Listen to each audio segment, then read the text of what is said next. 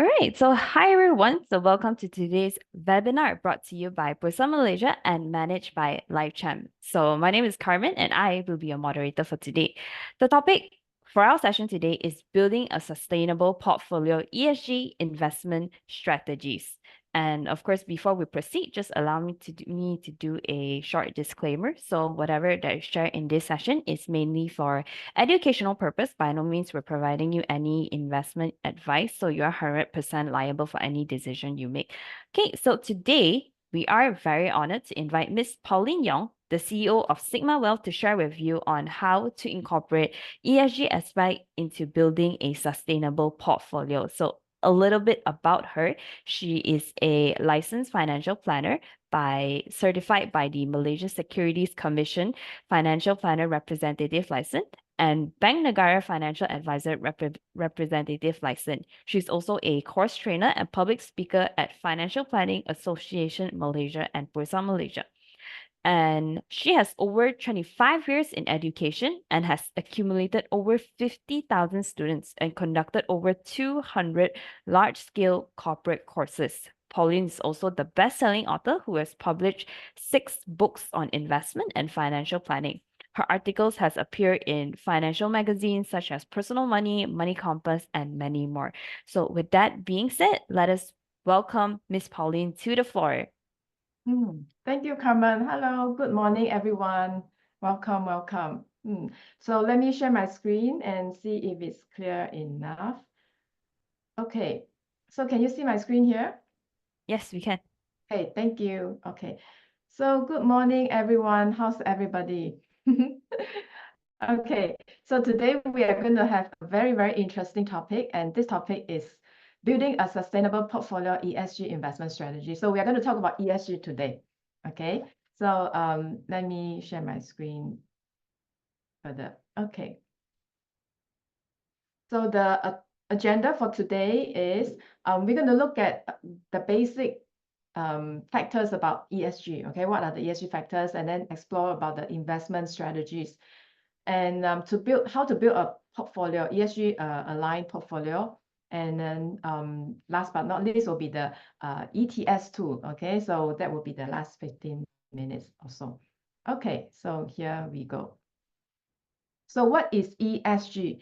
Okay, so before I start, maybe I can ask you guys, how many of you are, when you go to the shopping, you will bring your own bag, groceries?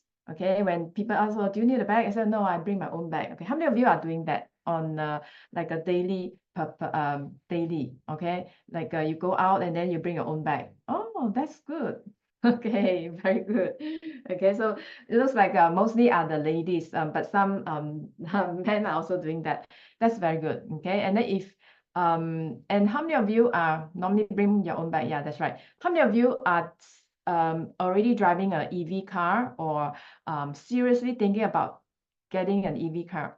Okay, how many of you are already driving an EV car or seriously thinking about driving the EV car? Oh, great. Okay, still thinking, can't afford yet.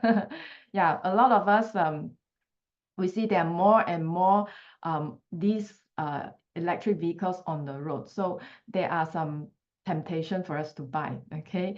But we'll see, okay? We'll see how is it. Wait for the message to open market here. We already opened the market here. It's just that the charging station, maybe you are looking at the charging stations are not easily available. There are many types of EV cars, so perhaps you can go for the plug-in hybrid, whereby you can have the gas as well as the charging as well. Okay, anyway, so what is ESG? ESG investing is an approach to managing assets where investors explicitly incorporate the environmental, the social, and the governance sector. So the ESG stands for environmental, social, and governance factors in their investment decision. Okay, so we are looking at investing perspective. Okay, so today's session, we are looking from the investment perspective, and then we are looking at when we are going to select the stocks. Okay, some of you, if you are looking at funds, you can think about the funds, but for us, we are looking at the stocks. So when you're looking at the individual stocks, how are you going to make ensure that your portfolio is a ESG oriented. Okay, so this is what we're going to look at it today. So there are these three types of ESG factors. The first one is called the environmental factors. So whenever we look at the environmental factors, we are looking at something to do with the nature, okay, the natural world. And so this will be on renewable, non-renewable resources. So it will be something like water, mineral, ecosystem, and the biodiversity. And the social factors are looking at something to do with the human, okay, like human factors, and then the governance will be supervisory. Okay, so now I want you guys to type in the chat here. Okay, what are the possible environmental factors that you can think of? Okay, what are the possible environmental factors you can think of if, let's say, you are looking at the factors that may impact on the individual companies or the stocks or whatever. Okay, maybe you can say that reducing the GHG, greenhouse gases. Okay, so that is one factor. So you are looking at your effort and your whatever the companies that they're doing is to reduce the GHG. Okay, so that is one. Anybody? Anything else? Okay. Environmental factors. What could be some of the factors that you can see in the company itself? Because when you are buying into the stocks, right, if let's say you say, oh, I want to build an ESG portfolio. So if let's say you are building an ESG portfolio, you have to know what the company is doing. Okay, whether the company is doing something that is concerning about the environment. Okay, paperless. Well, yeah, this one, I think by default, everybody is doing that paperless. Okay. Any specific way that, for example, okay, I ask you, like Gamuda. And what does Gamuda do in terms of these environmental factors that, use solar energy? Somebody say something. Solar energy, renewable energy. Yes, very good. Okay, so if let's say you are trying to identify which company is doing something that is good for the environment, at least you want to see that they are using some renewable energy. Okay, and then they are also looking at reducing the carbon, the greenhouse gases, the carbon dioxide. Okay, and then they are trying to do a lot of things that they are trying to be friendly to the environment. Okay, so besides the water, right, there are also the besides the environment, there is also the water, which is the sea. A lot of people, they have focused so much on the forest, but they neglected on the water. So the water is the sea, and the sea are looking at the oil and gas. Okay, because the oil and gas, sometimes they will have the oil tanker that pollute the ocean, and that will cause some problem. Okay, now the social factor. This is especially important, especially last 2 years or last year, we saw a few of our public listed companies that were involved in this factor and that caused their share price to came down. Okay, so can you identify what kind of social factors that few companies were involved? Do you remember there was this incident whereby there were some news about a few companies whereby, yes, very good. Okay, employee welfare, that's right. Okay, the glove stocks, the glove counters, and they were looking at not able to provide a good accommodation for the people, okay, for their workers. And some of them, they spotted that they have took away their passports. Okay, keep away their passport. They are not supposed to hold their passports. Okay, and then also not only the glove company, but also the technology company, like the chips company, also involved as well. Okay, so the employee welfare, how you treat your employees. Okay, so this is a social factors. And if let's say the company is has won an award, okay, the award for the best employers award. So if let's say this company has won the best employer award, right? Definitely this company is good. Okay. The people, the employees are very happy to work in this company, and then the most likely they're going to produce very good productivity, and then they can the whole company will make more money because the employees are very happy, and then and very effective, and very productive. Okay, because when you keep your employees happy, then they become very productive and efficient, and then they can make more money for the company. Okay, and of course that will also drive up the share price for the company as well. So these are all we are looking at the public listed companies. Okay, then the governance. What could be the governance factor? Okay, so the governance are looking at tied to the countries or jurisdictions or common practice in the industry. Okay, so can you think of any examples of whereby there is a public listed company whereby they have violated this governance factor, and then that caused the share price to came down? In our Bursa Malaysia, I don't think that we have, but in the US we do have. Okay, we do have some. Maybe in the later I will show you some of the examples. Okay. Okay, so these are the three main factors: environment, social, and the governance. Okay, so these are the examples: climate change, resource depletion, waste, pollution, deforestation. Especially when you are looking at the certain industry like oil and gas, plantation, maybe they will have more of this problem, okay, than other sectors. And then certain sectors like manufacturing sectors, those manufacturing where they need to hire a lot of workers, migrant workers or whatever, then they may be concerning about their social factors, okay? And the governance mostly are for the banking industries and some of the industry whereby it is more regulated, okay? I can think about the most is the banking industry, okay? Where you have all this. But of course, in across all the companies, we will come into this board diversity and structure.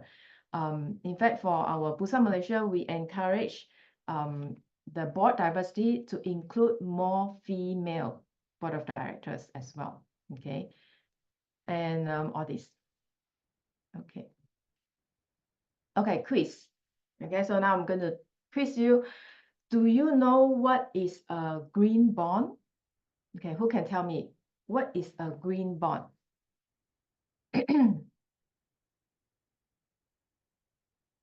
Do you know what is a green bond? Anybody? Quiz. Too early to quiz? Okay. Okay. Bond in ESG, very good. Okay. So which means that when people look at green bonds, you look at the word green. Green means something to do with environment. Okay.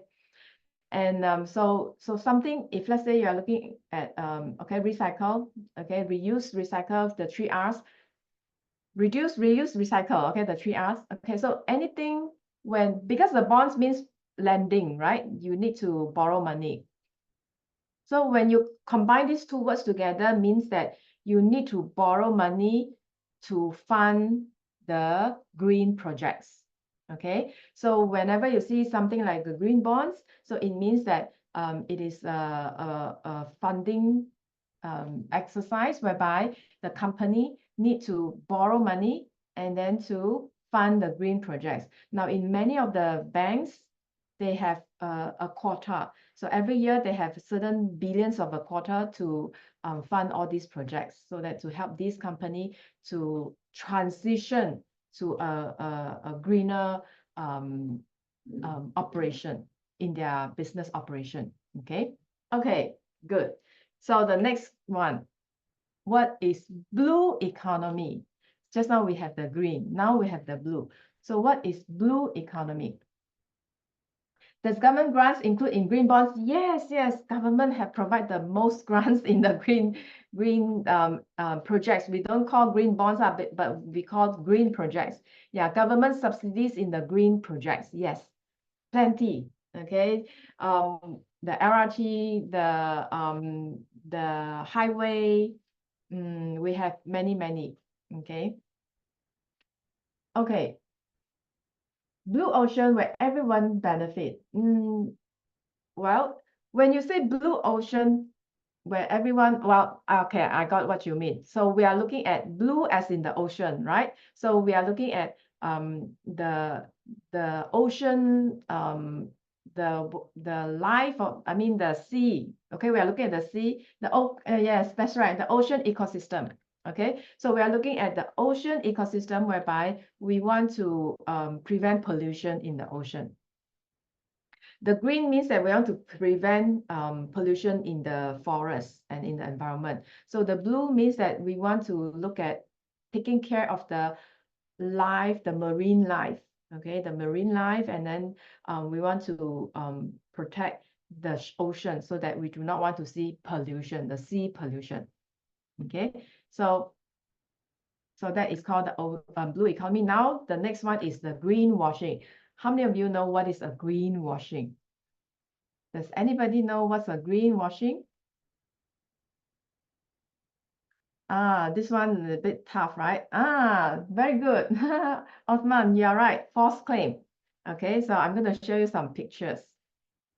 Now, I'm sure when you go shopping, you see a lot of all this packaging, right? Oh, we are eco-friendly. We are 100% net zero carbon. Okay, we are 100% this and that.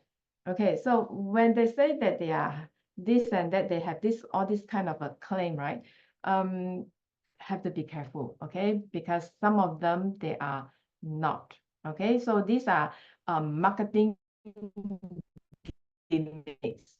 So we have to be careful that we do not fall into the marketing gimmicks, and then we think that this company is doing something good, but in fact they are not good. And then we buy something and then we see the packaging. Oh, this packaging is green. So we think that this company is pro-environment, but in fact they are not. Okay. So sometimes you see that there are all the logo, they say that eco-friendly, ocean-friendly, all this. Okay, but then they are not. They just put a logo, simply just put a logo on the packaging. And sometimes they change the packaging to green color.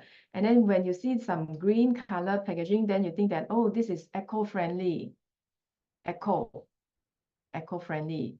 Okay, but they may may not be. Okay. Include big boys are greenwashing. Well, some are genuine. Okay, I would say that some are genuine. Okay, so I'm going to share with you. That's why we have the annual reports. Now, in our annual reports, right, it is mandatory for all the public listed companies to have a sustainability report. So I'm going to show you Padini. Padini 2022 and then Padini 2023 annual reports. So you see the difference, okay? So Padini 2022 annual reports, although you see annual reports and sustainability report, so this is mandatory, okay? That you need to include a sustainability report for all the public listed company. So now when you are reading the annual reports, you have to scroll down and then, okay, normally when we are looking at the annual reports, we look at all these management discussion and everything, right? So besides the management discussion, now you have one more thing, which is the sustainability report. So you can see that this is the highlights, okay? So sustainability highlights.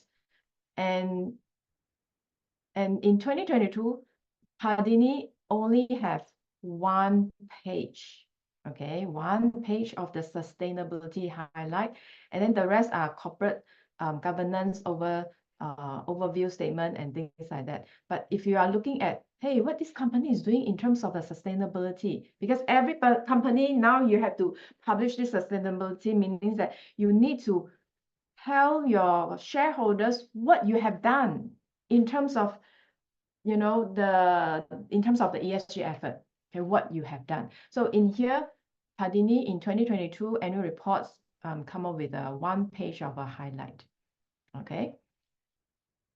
So then you see that, okay, we have donated 3,500 cartons of clothing. We have donate in cash 574,000 in cash in kind has been donated.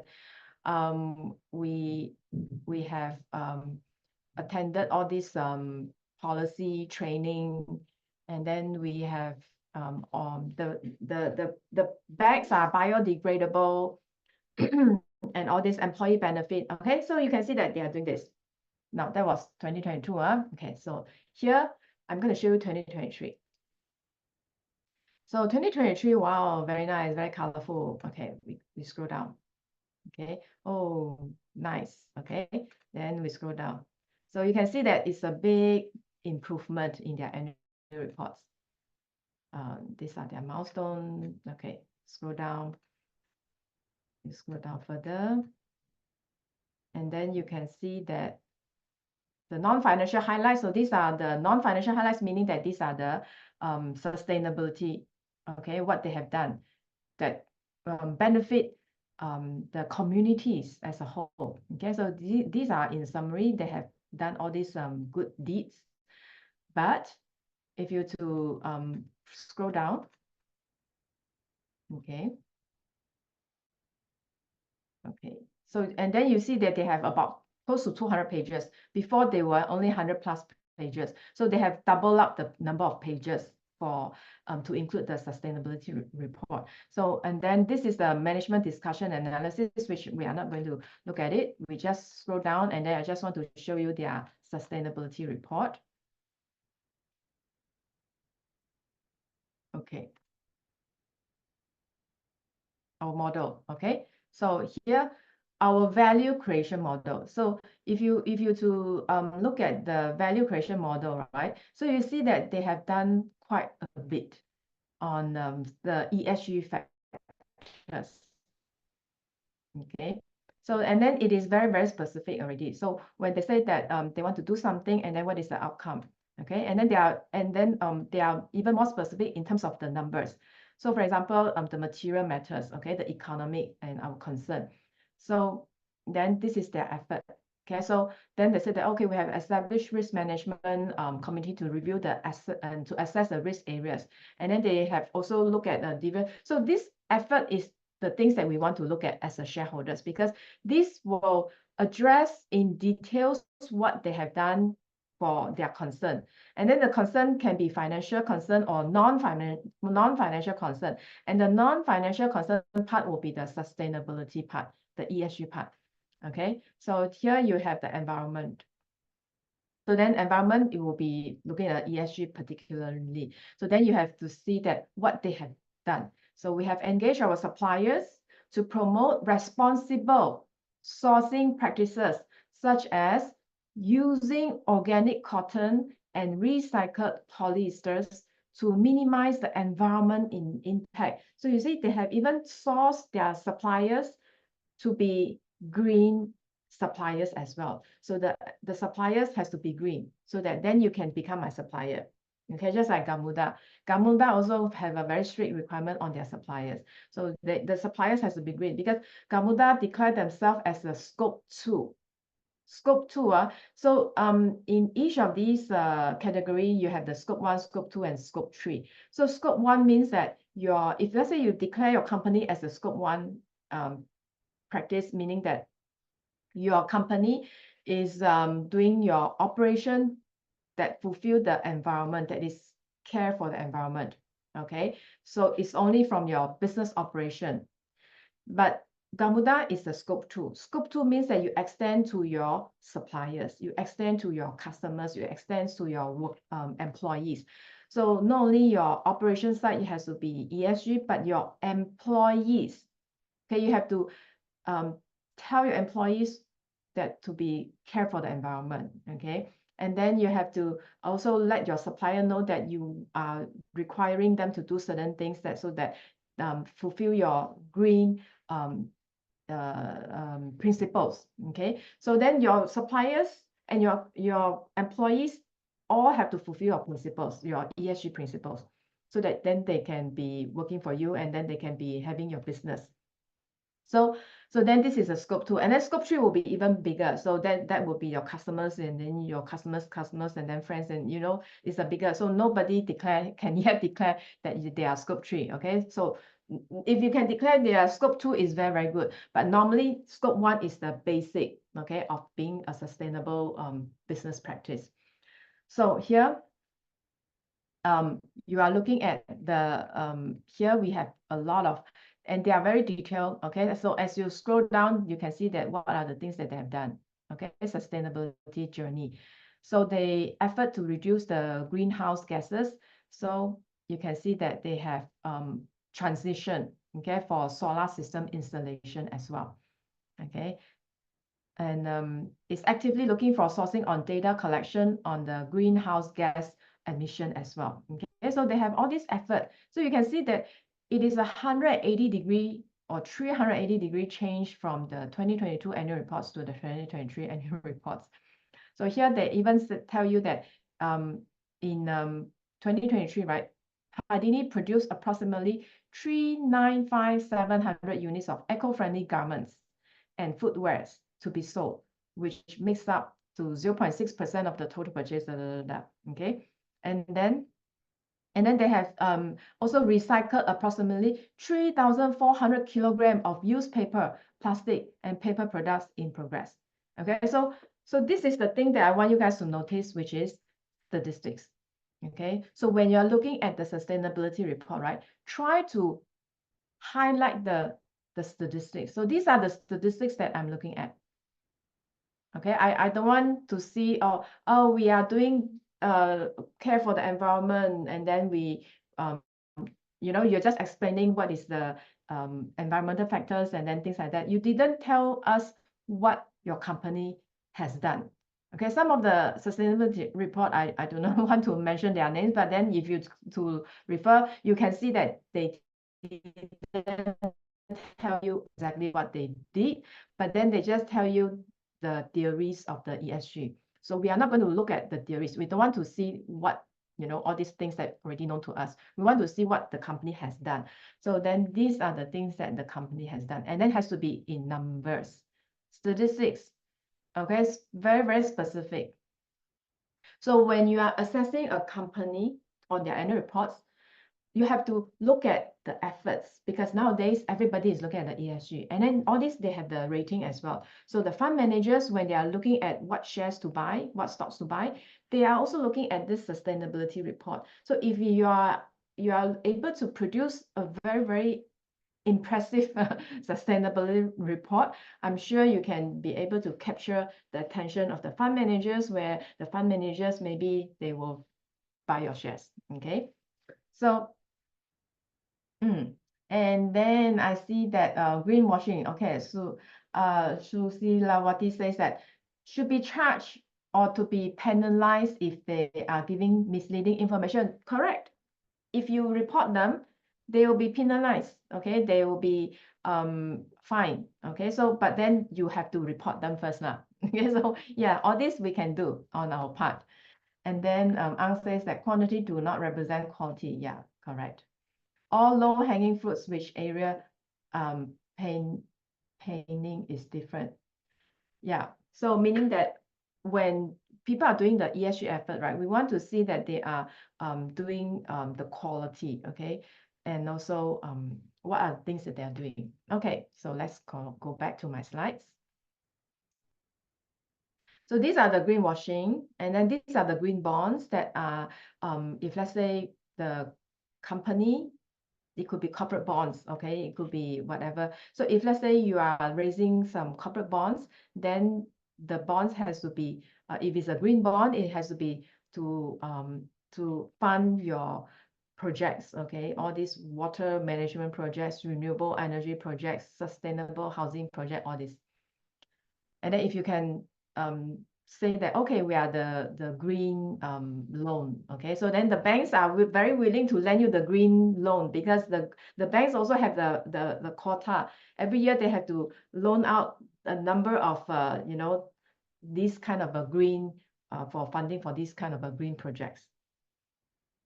Okay, so Next, responsible investment. So when we are doing the responsible investment, right, we have to incorporate the ESG factors into the investment decision.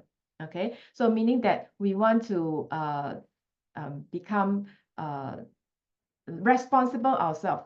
Okay, not only the company have to be responsible, we have to be responsible, because when we are investing, according to those companies that are following closely with the ESG, and then they are able to provide benefit to the shareholders as well, because these companies statistically has actually shown that companies that are doing mostly favorable to the ESG factors, they are able to command higher share price.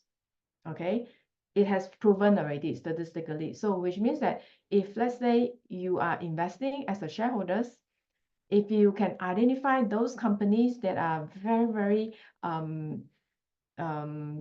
put a lot of effort into the ESG effort, these companies are likely to appreciate in their share price. Okay, because the fund managers will buy, and then you will also benefit as a shareholders. So then we have to be responsible investment, as in we want to incorporate the ESG factors as well. Okay, so at a minimum, responsible investment consists of mitigating the risky ESG practices in order to protect value also. So which means that we may want to exclude, okay, we want to exclude some of the companies that are not doing certain things that are pro the ESG. Okay. Okay, so what are the strategies? So the first strategy here we are looking at is called negative screening.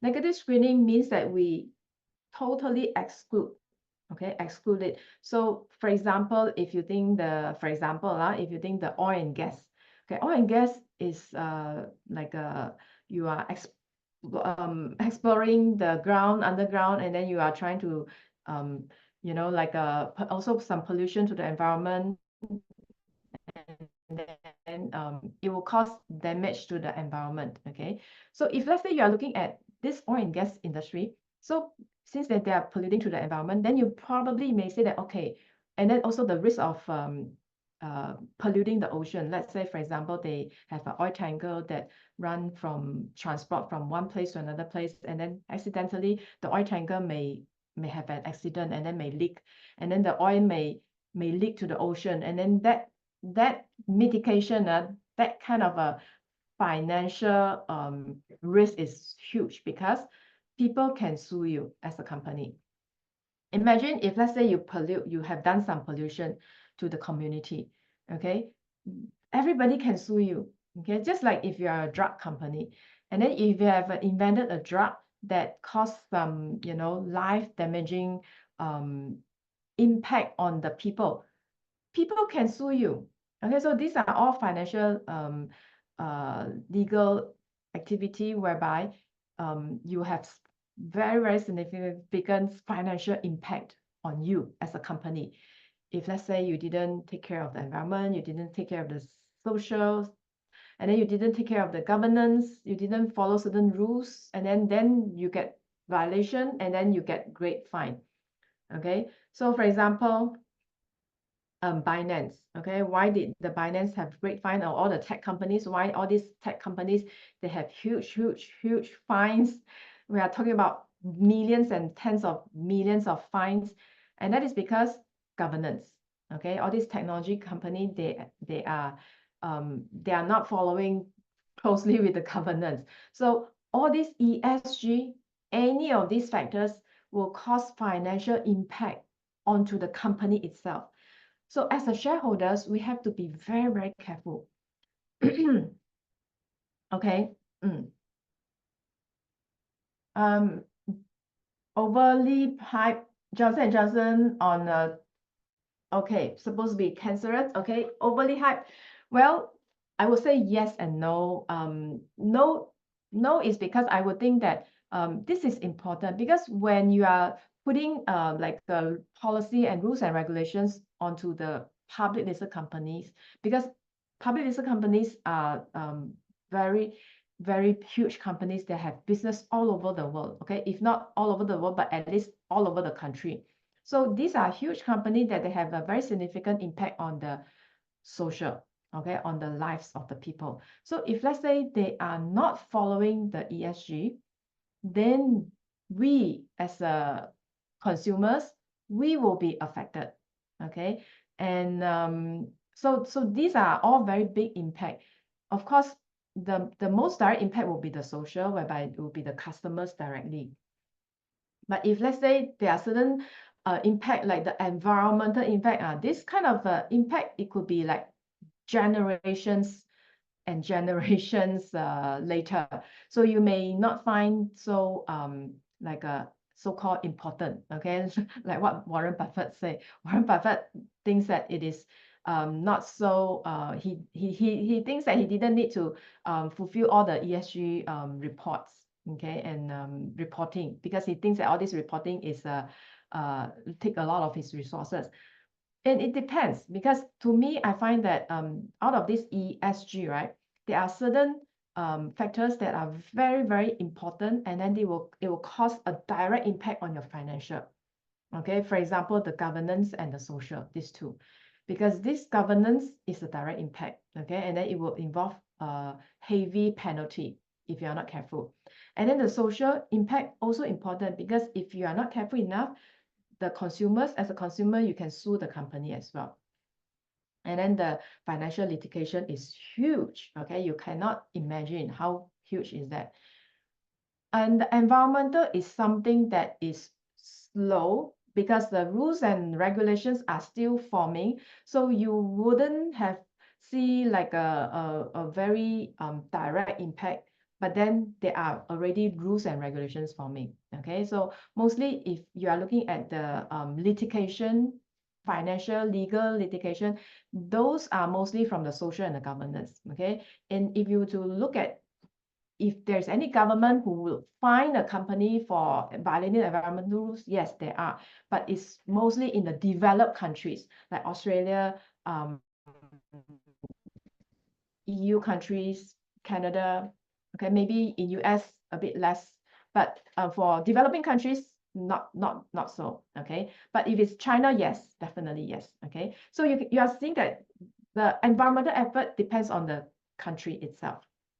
And some countries are very stringent, so they will fine the company who has violated the environmental rules. Okay, so negative screening means that you want to exclude it completely. Exclude completely, so meaning that you do not want to have it at all in your portfolio, because you want to reduce the risk. If let's say you included a company like that may have potentially, okay, violated some governance rules or some social rules, then this will jeopardize your portfolio, because the share price, if it ever happened to that company, the share price will plunge. Okay, then your portfolio will be affected. Okay, so some company or some fund managers, right, they will exclude it completely. So it's called negative screening. So as investors, we can also do that. We can exclude it. Okay, so in your portfolio, you don't want to have these kind of sectors. Okay. Okay.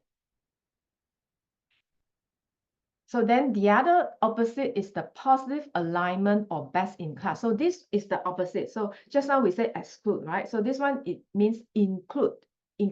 So meaning that, hey, we see that this company is doing very well on the ESG effort. Okay, for example, okay, this particular company, they are Gamuda, okay? This Gamuda is actually, they are requiring their suppliers to be green. Okay, so this is a very, very, very much a green effort.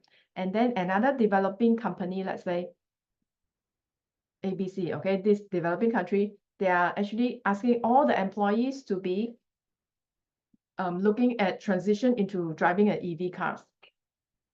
So then this company will say that, okay, for all these our employees, if you are planning to buy an EV cars, our company is going to give you subsidies to buy the EV cars. Wow, so happy. Okay, so then all the employees all go for Tesla cars and BYD. These are all ESG effort, because the company is going for the scope 2. Okay. And then, for example, another company, this is a conglomerate. They are very strict in the environment issue. Okay. And then when you go to their conference, they strictly do not want you to see you drinking the mineral water from the water bottle, from the bottle mineral water. Strictly no. No bottled water. Okay, they do not want to see bottled water because the bottled water is in a plastic container. Okay, so some companies are like this, which is good. I mean, which shows that they are very committed to the ESG. Okay, can you name me some companies? Can you name me some companies are like that? Habit is a company.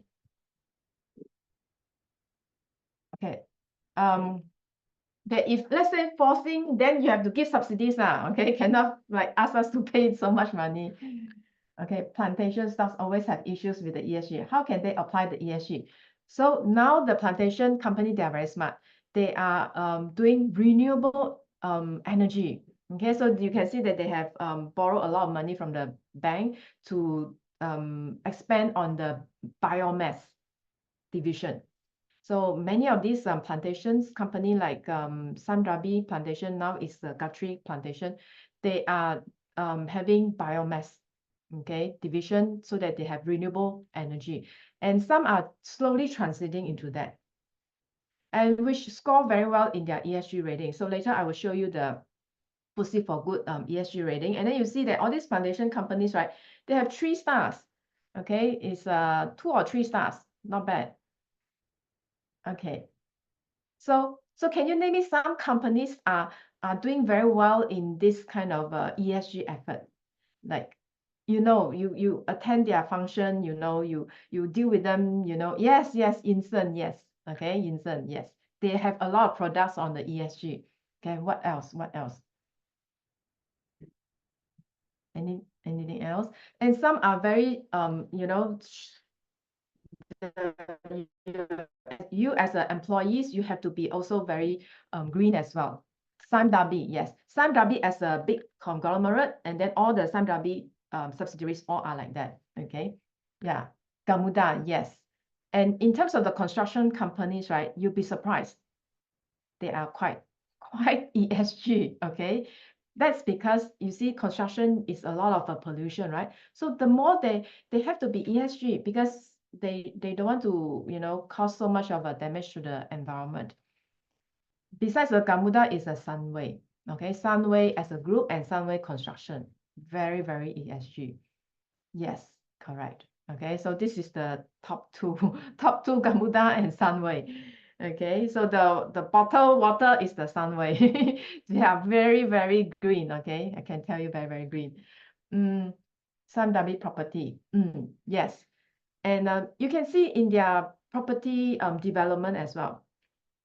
Yeah, they the concept of the even the residential or commercial building is all ESG. Okay. Yeah. How about certain sectors? Okay, because if you are building a portfolio, you want to add some good stocks that has positive alignment in the ESG, right? You want to add some good stocks. So besides these kind of stocks, right? Can you think of a sector as a whole? Which sector as a whole they are mostly positive in terms of the ESG effort? The sector, okay, like this individual, like a plantation and construction, and they are just individual. Their sector is not ESG. Their sector may be not good, but then their individual effort is very, very good. Okay, healthcare. Okay, good. Healthcare. Okay, another one. Solar. Okay, solar energy. This company, of course, is already solar energy. Okay, yes, division. This is like a industry. Okay. Utilities, not so. Okay, utilities have to be careful because utilities, right, you have the coal and the renewable solar energy to power, right? So so far our solar energy to power is very little, not much. Okay, so very much they are still not very yeah, but they are doing a lot of effort already. Okay, solar energy. Hotels are not providing mineral water in plastic bottles anymore. Yeah, that's right. You see, Even the hotels are no longer in plastic bottle already. Okay, so our mindset has to change already. No longer plastic things already. Okay, we have huge potential in biomass. Yes, correct. Banks. Okay, yes, Maslan, banks. Yes, banks. Okay. The banks normally they can score very well. So later I show you the FTSE for good, the stars ratings, right? You can see the banks normally they are there, and some of the consumers also like that are there as well. Okay, yes. So here you see that we are able to identify. Okay, so it is not hard. Okay, and then the norm-based screening applies existing normative framework. So certain framework, if let's say you see that from the annual reports, you see that, for example, one of the framework is this TFIC, okay, so which is looking at to reduce the greenhouse gases, and then to become a net zero carbon by certain years. Okay, now can anybody tell me in Malaysia what is our target for net carbon zero? What is our target? 20, okay, I give you a clue. 2030, 2040, 2050, 2060. What is it? Yes, Osman, correct. 2050. Okay, so this is our target for net carbon zero. Now, so if let's say in the annual reports you see that the company is committed to follow all these so-called the norm-based effort. Okay, the norm-based effort that you have to able to come up with certain slogan. The slogan is that, oh, we have to be net carbon zero by 2050. We have to follow the Kyoto Protocol that we will reduce the temperature within minus 1.5 within the until 2050. You know, so certain things that are fulfilling all these international rules. Okay, so if let's say in your annual reports, you can see that our company are fulfilling this is all this, you name all these big names here. Okay, you name it there. Or we fulfill the KPI, you know, from the Kyoto Protocol, and then the UN Global Compact, and then all this. Okay, so which means that your at least your annual reports are quite good, quite impressive. Okay, quite impressive. Okay, so at least these are the certain things that you can try to extract from your annual reports. Okay. Okay. So there are a lot of things to do in I can talk a lot of ESG things, but anyway, I have to be fast a little bit so that we can have the ETS later. Okay, so here thematic. Okay, thematic investing targets sustainability aligned themes as a means to construct a portfolio. So some portfolio, they are thematic. Okay, so the theme is ESG theme. So if let's say you want to build a ESG portfolio, so then you will see that your portfolio itself is very thematic, which means that you are looking at clean energy, and then good water management system, and then looking at the healthcare, and then all this. So if let's say you are building a portfolio with all this green effort, right? So naturally you will include, okay, you can do these three things. You can exclude first. Exclude those sectors, industries that you think that you do not want, or exclude certain stocks that you do not want. Okay, you exclude. Then you can include some of the best practice of the ESG company in your stocks. So for example, Gamuda and Sunway, they are very good in the ESG effort. And then the banks, okay, the banks, you like it because they are very much ESG as well. And then certain consumer stocks, and then certain solar energy, certain healthcare, and then what else? Utilities because they are having a lot of solar energy. The biggest solar energy farm we have is Tenaga. Okay, they have the biggest solar energy farm. So we include all these. Okay, put, and then, you know, form a very nice ESG portfolio. that you have. And impact investing. So this impact investing, we're looking at the SDG goals. There are 1 to 17. So these are all you can go through by yourself, okay? Particularly in some of the company, in the individual company, right? They are looking at good health and well-being, okay? SDG goal number 3. And then they may be also looking at number 5, gender equality. And what else? Okay, if let's say you are a corporate, okay, which are the goals that you should see in the company that that are good company, fulfill the ESG? Number 5, and then there is also the decent work and economic growth, right? And sustainable cities and communities, and reduce inequalities, and responsible consumption and production, especially number 12. Okay, because if let's say we are not responsible in the production, the company, what can they do? They will probably throw the waste into the ocean. They don't care. They don't care how they throw the waste. They just throw it into the ocean. That is irresponsible production. Okay. Then as a consumer, we have to be responsible consuming as well. Okay, so when we go to grocery, we bring our own bag. Okay, and then when we drink water, we drink without the bottle. I mean the plastic bottle. We drink with the we bring our own bottle, and then we pour and then we drink. Okay, these are all responsible consumption. Okay. Okay, so let's look at the quantitative ESG analysis. So in terms of the ESG analysis, right, we are looking at quantitative and qualitative. So the quantitative, mostly we are looking at the ratings. Okay, so here I'm going to share with you the FTSE4Good ratings.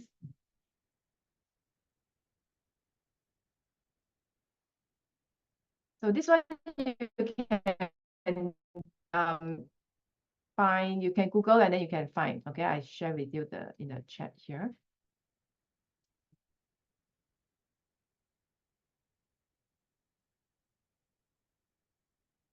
And this page here is all about our FTSE4Good Bursa Malaysia Index. So the methodology of how they come up with the ratings. So basically, they assess environment, social and governance, and these particular factors as well. Okay, and then they come up with the rating. So if you were to click, ratings can be accessed here. Okay, so if you were to click the ratings, you will come to this page. Okay, I will share with this PDF file. So this is our FTSE4Good, and the highest is four stars. Okay, the lowest is 1 star, and then some not even included. So here we have about 80 stocks here. Okay, not many are here, but about 80 stocks that have stars. At least you are included. That means you are quite good already. Okay, if you are included. So you may see that the consumers and the financials will be most of it. Okay, consumers and financial, a lot of consumers and financial, because these are the easy ones to be included. Okay, and then if you see the energy, this energy are not easy. Okay, if you are energy and then you are included, that means you must have done some very good something to do with the environment. For example, Bumi Armada score 4 stars. Okay, and they are from the oil and gas. So this is a very good rating for an oil and gas company. Okay, then plantation. Okay, plantation, you can see some of the plantation 2 stars, and some plantation 2 stars. Okay, let's see. Technologies are also here. Properties, okay, properties, these are very good properties company. And construction also. Let's see our Sime Darby. Okay, Gamuda, 3 stars. Sime Darby, S L M N O P in alphabetical order. S okay, public bank, 3 stars, and Sime Darby, okay, 3 stars. Sime Darby property, also 3 stars. Okay. Southern Steel, 4 stars. So this one I'm a bit wondering how how the steel company can have a 4 star. Okay, interesting. Okay. Okay. So then you see that some of the ratings are quite interesting. Okay. But mostly the stars supposed to be showing that they have done a lot of effort in ESG. Okay. So you can scroll down and then you can have a look. Okay. So when you are building your portfolio, you may also look at these ratings as well. Okay. So these are the selection methodology. So they look at how much you have done. Okay. So maybe those 4 stars, they have done particularly a lot of effort on the supply chain environment. Okay. Okay. So next, the tools and the elements of the ESG. So sometimes besides the qualitative and the quantitative, right, we also look at what are the tools. The tools are like certain things that will alarm you. So for example, that help you to identify which company is not ESG oriented. Okay, so number one, red flag. Okay, red flag will be raised by the media or the Securities Commission or somebody in the public, like a customers or consumer, somebody raised something. Okay, so that can be a red flag. Okay, so suddenly somebody says, oh, this is it will cause I have after consuming this, I have some problem with my health. So then it's a red flag. Okay, so for instance, a company that has a board that lacks majority independence might be red flag, flag for deep scrutiny on management. So this kind of your sometimes in the public, if you are the shareholders, even if you are the minority shareholders, you can raise it up. So in an annual general meeting is for you to raise the questions up. So let's say you notice that the board of directorship is all male, okay, no female. So then you can raise it up and then you say that, okay, as a shareholders, I'm a bit concerned because your board of director has only not, only one gender. It's not, it's not equal. So can you explain? You ask them to explain. Can you explain why? Okay, so if let's say you notice that this company, they have done something that are not very good, and then so you just as a shareholders, you can always raise it during the annual general meeting, okay, the AGM. Okay, then there are also company questionnaires and management interviews to spot certain things as well. Okay, so but who can interview the management? Not many people can interview, except if let's say you are a reporters or you are something working in the media, and then maybe you can have the opportunity to interview them.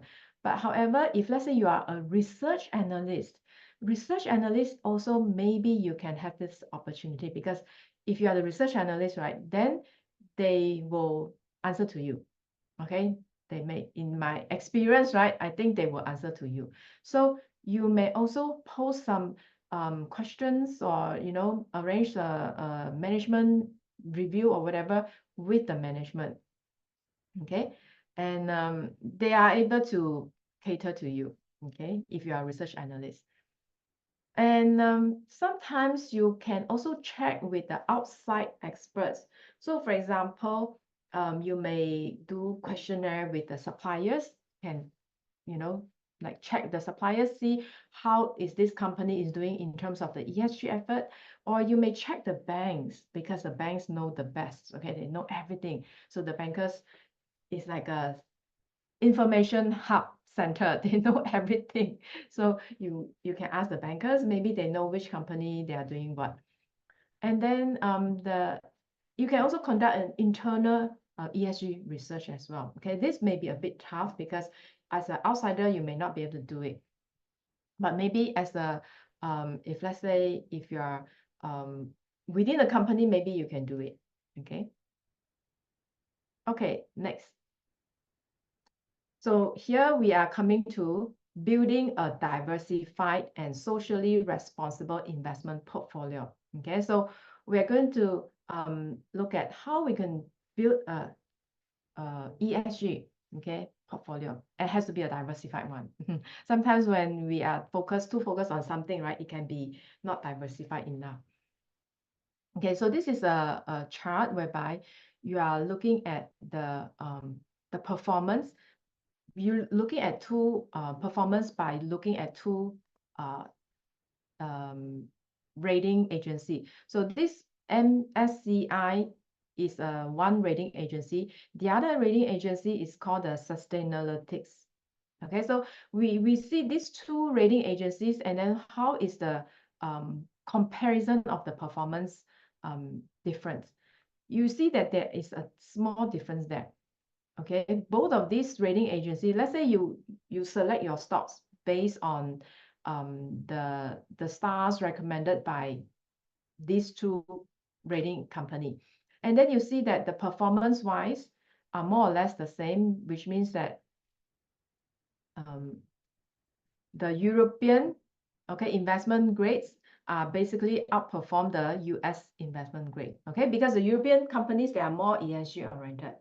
I have to say, okay, if they are more ESG oriented than the US. So in general, the European, they are more perform better, but there are some overlap here, okay, and then some overlap here where this one doesn't have. So you can see that both are ESG rating company, okay. However, they do provide certain differences when comparing them. Just like when we are using the FTSE4Good as a rating agency, right? So then you may also think that some of the stars that recommended there, you may not agree. Okay, so that is the challenge part about all these rating agency. So the main challenge is in the whole ESG environment, assessment of the whole ESG thing, is the reliability of the data. It's the data itself. How reliable is your data?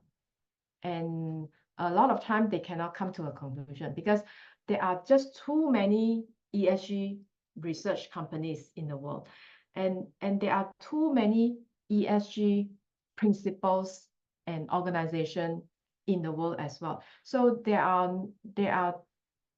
this challenge is that you need to monitor, okay, across using different rating agencies as well as different ESG environmental organization. So you are actually looking at a lot of conflicts, okay, among them as well. So that is the biggest challenging part in the ESG environment. Okay, so then how do you ensure that your the source that you get is reliable? So sometimes you have to rely on your own research as well. Okay, so certain funds they don't entirely rely on the external third-party ESG data provider. They have their own research team, okay, because they want to find out from themselves as well. So all these are looking at the challenges in the ESG environment. But nevertheless, you can see that using the rating agencies can also provide some accurate performance indication as well. So there are 4 steps. Okay, 4 steps in building a ESG portfolio. Okay, step number 1, you must set your priority. Your priority can be, okay, I want to do this ESG portfolio because I want to reduce the carbon reduction. Or I want to build this portfolio because I want to benefit the community. Okay, can anybody tell me if I want to build a portfolio, ESG portfolio, that I want to benefit the community what kind of a method I can use? Positive or negative screening, or both? Is this question too difficult? Okay, my question is, if you want to build a ESG that is a portfolio that is specialized in the community, okay, community, benefiting the community, okay, then which approach, screening approach, would you tend to use? Positive or negative or both? If you want to build a ESG that is specialized in the communities one, which one you think is more suitable?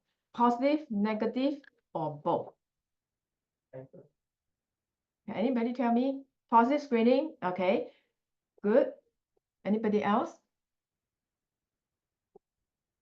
Okay, positive, both, yes, both, yes, both, both. Okay, so number one, because benefiting the community, right? So number one, can you have tobacco? Can you have BAT? No. Okay, so if I want to benefit the community, number one, I will exclude BAT. Okay, then I will also exclude what? Carlsberg, Heineken, and Genting. Okay, so all these exclude. Then next we come to inclusion. Okay, positive now. So positive, what can we do? We will include what? Consumer stocks. Okay, the inclusion is very easy. The exclusion is something that you need to identify first. Okay, after you exclude, then the inclusion, oh, you can include banking, I can include consumer stocks, I can include telco, I can even oil and gas, I can include, okay, because if let's say the oil and gas, if it's producing petrol, is you have to use the petrol, isn't it? It's just that the pollution may cost a few generation, but then you still need the petrol. Okay, so you can include things that you think that will benefit the communities. Okay,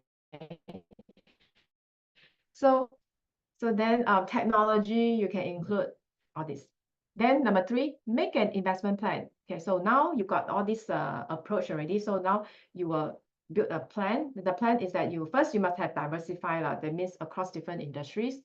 Then you must also have a strategy, is that when the price go lower, you may want to do dollar cost averaging, or you may want to buy and hold. Okay, all this. Then after that, step number four is the execution. Okay, so you can build a portfolio based on individual stocks, or you can base on ETFs, or you can base on unit trusts or bonds, or combination of all of them.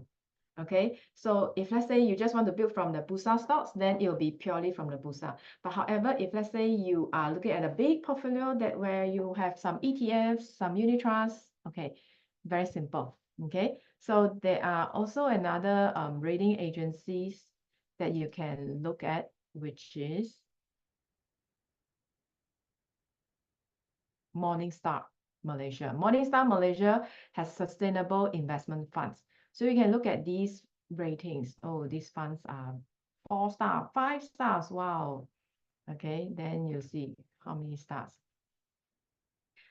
Here I also have this thing. I opened up my browser. I wanted to talk about it. It's the National Energy Transition Roadmap, NETR, charting a path to sustainable energy landscape. So this one I will share with you so that you can read it up. So you can see what we are doing as a country. Okay, so our commitment. Okay, so it's a net zero carbon by 2050. So commitment to sustainability. So we want to achieve net zero emission by 2050. The plan is to comprehensive and targeting at renewable energy. So we will gradually increase renewable energy from 31% by next year, 31% by next year, I'm not sure whether we can achieve it, to 40% 2035 to 70% renewable energy. So which means that majority of us, we have to go green. drive an EV car. Okay. Well, I will not. For me, I haven't bought an EV car yet, but I'm seriously thinking of buying a plug-in hybrid. At least you fulfill the objective. Okay, if you buy a plug-in hybrid, means that you have dual tank. Okay, you have a charging tank as well as a gas tank. So at least you fulfill it. So you can switch. So if let's say you are driving in the cities, you just use the electric vehicle. And then when you are driving on the road, suddenly your electric vehicle, no batteries, you can switch to the petrol and then you can continue to drive. Okay, so recently the BYD come out with this model. I cannot remember what's the name of the model, and it's a plug-in hybrid.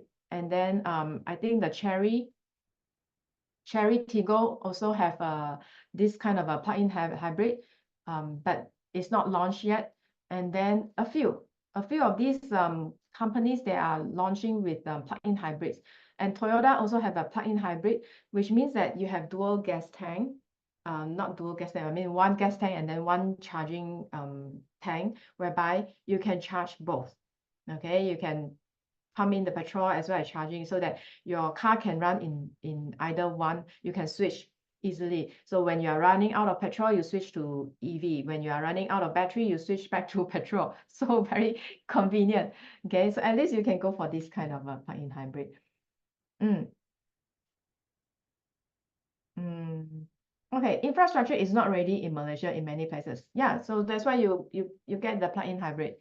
Also, government wanted to protect. Yes, definitely, we cannot open 100%. You know why? Already the European countries, they are seeing the problem of opening 100% to the Chinese EV car. It's a big problem. It's going to be a huge problem. So we have to protect the local automobile industry. Okay. Otherwise, we will see the problem that what the European countries are facing now. And then, yeah, government should prolong the EV road tax incentive to promote. Yeah, yes, prolong and then to have a slow transition, because currently the EV cars are expensive. So because of the protectionism. So then we have another form of a subsidies, which is the road tax subsidies. I think that is good. So we should prolong that. Yeah, I think that will be good. Slowly transition lah. Okay. Okay. Yeah, until 2025. Okay. So let me see. Okay. So then if you can scroll down, we are looking at renewable energy, and then we are looking at another thing. Do you know what is net zero? We say net zero means what? Does that mean that we have zero carbon? How can we achieve zero carbon? Every day we have aircon, we have the car we need to drive. All these carbon dioxide are emitting every single minute, seconds. So how can we have zero? What do you mean by zero? Can anybody tell me how to achieve that zero thing? Can anybody tell me how do you get the zero? Anybody? You see this vision, everybody can say it out. Oh, net zero 2050. Everybody can say it out. But do you know the mechanism? How can you do that? Anybody? Sell carbon credit to other countries. This selling carbon credit is not solving the problem. You are just passing from one to another. You have a piece of a great forest, and then where you can sell the carbon credit, but then the other one, you are still polluting the environment. So selling the carbon credit doesn't solve the root problem. Okay, but how do you solve the root problem of this carbon? There is real carbon dioxide into the atmosphere. There is a real carbon dioxide into the atmosphere. How do you solve it? How do you remove it? How do you control it? Plant trees. We have to reduce as much as we produce. Good, reduce. We have to plant trees. Plant more trees, yes. So there is also another method, is this one. Carbon capture, utilization and storage. Okay, so this one, not many people have come across this one. So do you know that there is a special equipment that can capture the carbon dioxide and remove the carbon dioxide from the atmosphere? Do you know that we have this? Okay, so these are all government public effort, because no individual private companies would like to do this on their own. Who give you the money? Who give me the money to build this thing and then to capture? So it has to be an NGO. Okay, so these are all government effort. Yeah, it will cost billions of dollars, a lot of money. So definitely belongs to the government, whereby they will come up with the money to come up with the equipment, and then this huge big equipment is to capture the carbon dioxide. Yes, yes. Okay. Many of these developing countries, not developing countries, but developed countries like the Switzerland, northern European countries, the EU, the European countries, the North America, Canada, US, okay, Australia, they are all doing this. Okay, Malaysia, we have already started to do that. Maybe in Sarawak, and maybe in KL. Okay, so I saw the other day, there is one equipment, okay, in Sarawak, that they are doing that already. Okay. In oil and gas, they are they are using, yes. And the equipment is, yes, a lot expensive equipment, yes. Okay, so it is already doing that, but it's just that not fast enough to capture the carbon dioxide. So because every single day we have aircon, unless you tell me you don't want aircon lah, you are not going to sacrifice your aircon. So then if we are going to have aircon, then we should plant more trees. Okay, we have to plant more trees so that we can absorb the carbon dioxide. And then if let's say you are still driving the petrol cars, then plant more trees. Okay, because we can't capture the carbon, then at least we plant more trees. In our effort, we can do that. Okay. So small part here. Okay, construction. So this is how you construct. Okay, your investment goal, whether you go for long term, normally it's long term. ESG portfolio is for long term. And then your risk management, you diversify across the different sectors and the asset classes to manage the risk. Okay, and then there are certain sectors that I've mentioned that maybe you may want to exclude or include into your portfolio. Okay, and there are certain asset classes that maybe you want to include or exclude as well. Okay, so when we come to the asset classes, right, can anybody tell me what are the asset classes that you can think of for ESG? What are the asset classes that you can think of? Besides the equities, what else can we have as an asset classes, as a form of an asset class? Anybody? Bond, yes. Okay, so the ESG, the green bonds come into the picture. So we must have gold. Okay, gold, in the sense is that if you were to ask me, is gold ESG thing, I would think that gold, because it's a mining. Anything to do with mining is not ESG friendly. But however, if you are looking at a form of a diversification, we can. Okay. There is also another way of looking at the cryptocurrency, because cryptocurrency is a digital assets. So digital asset doesn't involve mining activity. So probably you can include the kind of a digital assets into your portfolio as well, as a form of a diversification across the different asset classes. Okay, so definitely bonds, equities, currencies, digital, and then commodities. Okay, so diversified. You can also hold the goal in terms of the investment account. So you don't have to buy the real gold, but you can also invest in the gold investment account, like the CIMB, the Maybank, and also the public bank. They have the gold investment account.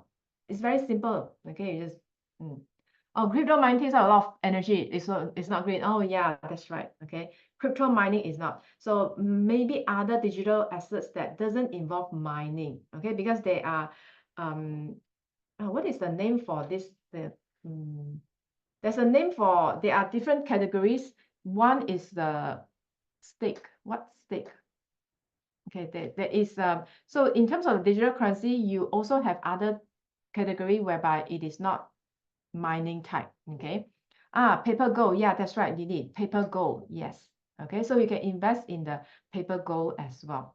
And now currently it's very interesting to look at the gold because they are now at the historical high level. And then if they are able to break above that 2,400, 2,500, it's going to be very bullish. Okay. Anyway, it's a long-term investment for gold. Okay, so then you have ESG asset allocation. You may have 50% in stocks, 30% in bonds, and then you may have a small part, maybe ESG EFTE in ETF 20%. Okay, so your ESG can be in stocks, can be in bonds, and can be in ETFs and funds as well. So which means that your asset classes can also include your ETFs and funds as well, unit trust. Okay. Okay, then your selection process is by positive and negative, and then you monitor the performance. Okay. So then the challenges is that there are many hurdles. Okay, so the challenges is that the data, always the data is the problem because there are so many rating agencies, there are so many organization body to oversee the principles of ESG. So you do not know sometimes too many people to report to. So there is a such as like a confusion stage there. So then you need to sometimes to select the reputable ones. The rating agency, you select the reputable ones, and then you also combine with your own observations and your own research. Then you come up with your own analysis. Okay. Then, okay, now we go on to the ESG, the ETS practice here. Okay, so here the ETS practice, I'm going to share with you this. This one is from Bursa Academy. So can anybody tell me if you are already registered the member? Okay, so I log out first. Maybe I log out first. Okay. So anybody, okay, register. Okay, so who have not registered with this Bursa Academy? Who has not registered? Othman. Okay, so it's very simple. You have to click Bursa Malaysia, and then under Bursa Malaysia, you click Bursa Academy. Okay, under the Bursa, Emma, very good. Okay, so for those of you who have not, right, it's a very simple simulator, okay? Because this simulator can allow you to do paper trading. So if let's say you learn all these interesting ideas, okay, from me about ESG, and then you want to build your own ESG portfolio, but you want to do paper trade first. So this is a place for you to come to, okay? So you go to the Bursa Academy, and then you register first, and then you click the simulator here, equity simulator, okay? You click the equity simulator, then you log in with your username and password, and you come to here. Okay, so then this will be, you are given with the 100,000 of a paper money. Okay, 100,000 is good for you to invest already. So then you can start to invest with the ESG team. Okay, so then you are looking at the portfolio. I will normally construct a portfolio like this. Watch list like this. Okay, I have a dividend portfolio, I have a technology watch list, I have a property and construction watch list. So then you see I have this watch list here. Okay, so today these are the actions.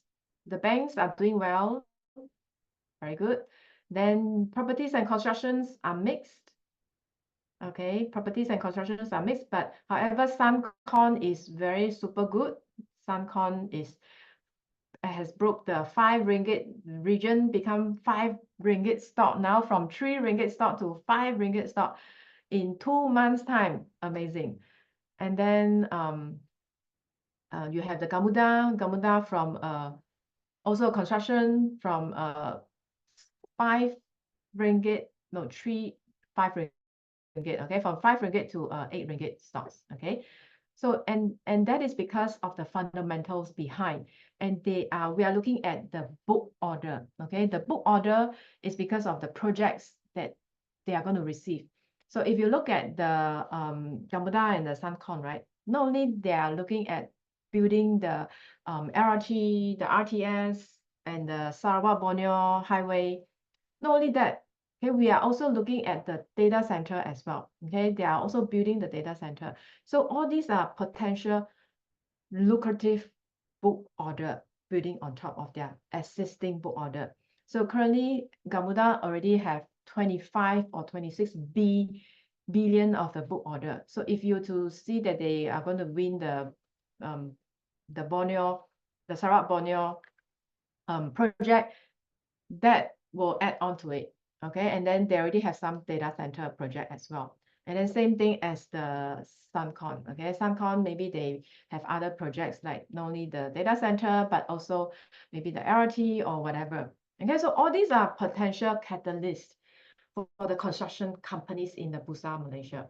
Then we also look at the banks, okay, because the banks, as the economies are recovering, and then as all these construction works are doing well, isn't it you need borrowing from the banks? Okay, and then the properties, isn't it you need money to borrow mortgage loan to buy houses? Okay, and all this development. So the banks should be doing well.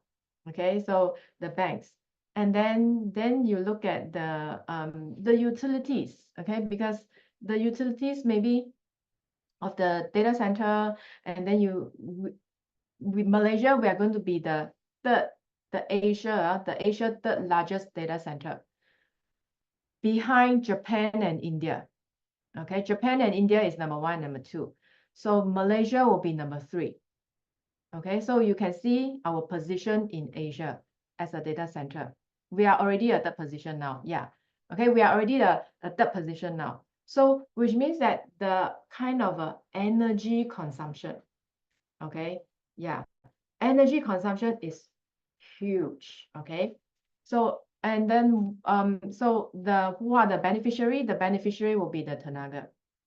Okay, well, if you look at the YTL Power is also will be the beneficiary, but then they are supplying the power for Singapore. Because don't forget, Singapore consume a lot of energy because they are also the data center hub. Okay, so then you can see that YTL Power provide the energy. Currently, they are account for 30% of the power supply in Singapore. And then Tenaga will be supplying for the Malaysia. Okay, so we have this. And then, of course, we have others like biomass also providing the energy supply. So we have all these power supply producing companies that are involving and are capturing for the next few years. Because this data center is not like come and go. They will be here for 10 years, 20 years. They will be here for a long time. So then the power supply will be for 10 years, 20 years as well. It's not for a short term. Okay. So all these are the catalysts that drive these stocks up. Okay. Okay. Indonesia will be our competitor, no doubt. Okay. So yes, we do have. Okay. So here we are looking at the buy. Okay. Let's say you want to buy. Let's say you want to buy, what share you want to buy?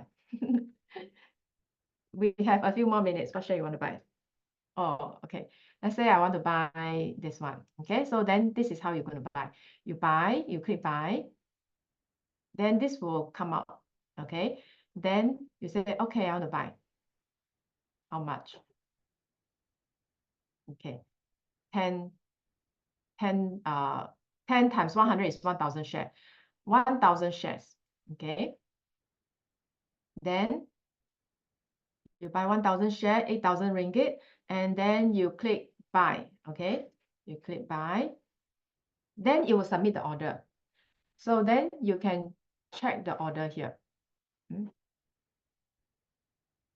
Okay, maybe I have to refresh my thing a little bit.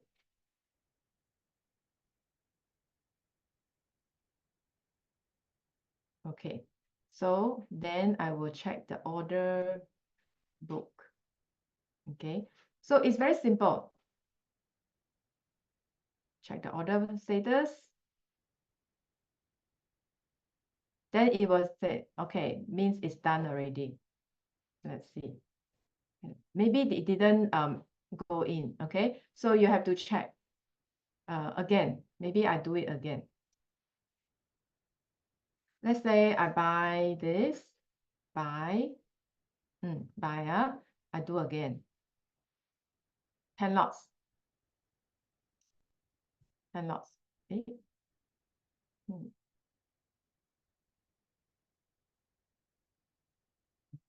10, buy. Okay. Okay, click. So order submitted. Then this one, you see that order here, buy limit Q at 8.18, 818. Wow, this number is super, super lucky. Then you see queuing. Okay, so then if it's done, then it will be reflect in your portfolio. So under your equity portfolio, so then you can see that whether Gamuda is inside here. Okay, so these are the stocks that each time when I'm doing the ETS with you guys, I will buy one stock. Okay, so over the years, I have bought these stocks, 1,000 share, 1,000 share like this. Okay, so over the years, I bought these stocks. So then you see that some of the stocks are doing very well. For example, KGB, Inari, all this. Okay, very interesting. Okay, so any questions on this ETS? Okay, the important is that you have to practice. Okay, it's only when you learn something, then you practice it. Okay, otherwise you won't be able to capture the meaning of share investing. Okay, Indonesia, yeah, that's right. Okay, so any questions on the ETS? Okay, any questions on the ESG? Are you more familiar with the ESG concept? So when people ask you what stock to buy, ESG stock, do you know how to answer? How to build your ESG portfolio? You know how to do? You know what is a positive and negative screening? You know? Okay, very good, very good. Okay, so okay, let me see. I think I have also answered the Q&A session there, right? The greenwashing, everything, because it's my slides. Also, investor ensure ESG portfolio, diversify. All these I have answered also in my slides. Okay. Okay, so I've addressed your questions, and then if you have any questions, you may type in the chat. Okay. Carmen. I think I've answered, because when I go through, I have answered all their questions along the way. And the Q&A question also answered already. So any other questions? Oh, limit loss. Oh, this one you can't. Okay, for this one you can't, because you can only do manual. Okay.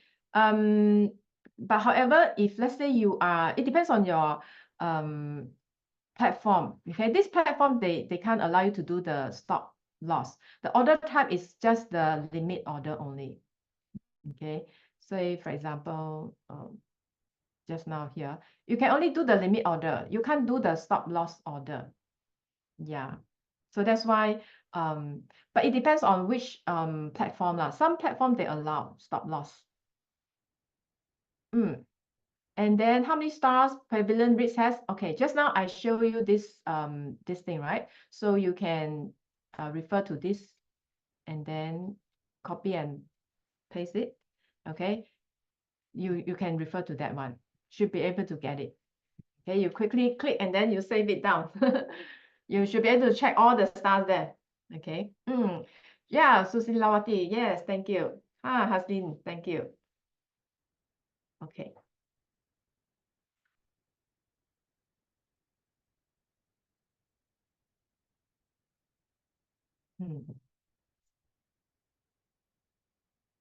Thank you.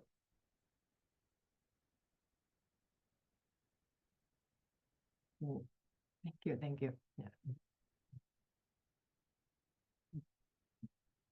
Carmen, you are mute. Now you are. Okay, yep. So yeah, thank you so much, Pauline, for such a wonderful sharing. So of course, before we end, just allow me to do a little bit of sharing for the Bursa Academy.